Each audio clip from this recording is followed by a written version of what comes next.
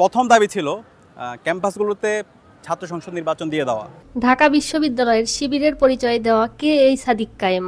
দীর্ঘ 1.5 যুগেরও বেশি সময় পর ঢাকা বিশ্ববিদ্যালয় ক্যাম্পাসে সরব উপস্থিতি জানান দিয়েছে বাংলাদেশ জামাতে ইসলামীর ছাত্র সংগঠন বাংলাদেশ ছাত্র শিবির।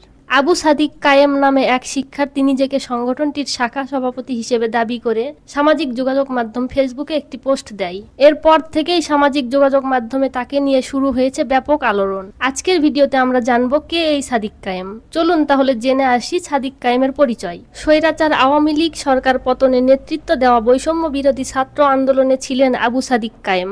সমন্বয়কের তালিকায় নাম না থাকলেও জুলাই মাসে চলা ছাত্র আন্দোলনে ছিলেন ঢাকা বিশ্ববিদ্যালয়ের শিক্ষার্থী সাদিক কায়েম। তালিকায় নাম থাকা সমন্বয়কদের সঙ্গে বিভিন্ন ছবিতেও তাকে দেখা গেছে।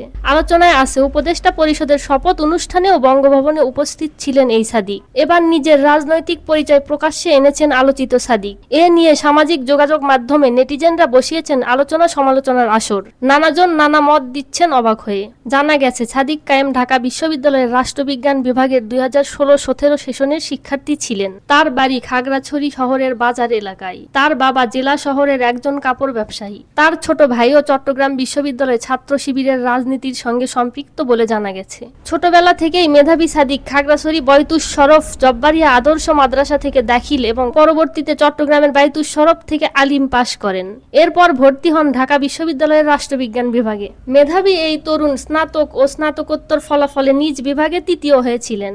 স্নাতকে তার সিজিপিএ ছিল 3.78। তবে স্নাতকোত্তরে তার সিজিপিএ কত ছিল সেটি জানা সম্ভব হয়নি। সাদিক কায়েম পার্বত্য চট্টগ্রাম ছাত্র সংসদের সাবেক সভাপতি, হিল সোসাইটি সাবেক প্রতিষ্ঠাতা, সেফ ইউথ স্টুডেন্ট এগেইনস্ট ভায়োলেন্সের সাবেক ফ্যাসিলিয়েটর, সূর্য সেন হল অ্যাসোসিয়েশন অব পলিটিক্যাল সায়েন্সের সাবেক সাংগঠনিক সম্পাদক, বাংলাদেশ ইউথ ইনিশিয়েটিভ BYI এর সাবেক সাধারণ সম্পাদক। সাদিক কায়েমের ফেসবুক পোস্টের মাধ্যমে দীর্ঘ 17 বছর পর ঢাকা বিশ্ববিদ্যালয়ের শিবিরের কোনো সভাপতির নাম প্রকাশ্যে এলো। 2009 সালে আওয়ামী লীগ ক্ষমতায় আসার পর থেকে ঢাকা বিশ্ববিদ্যালয়ের ক্যাম্পাসে ছাত্র শিবিরের রাজনীতি প্রায় নিশ্চিহ্ন হয়ে পড়েছিল।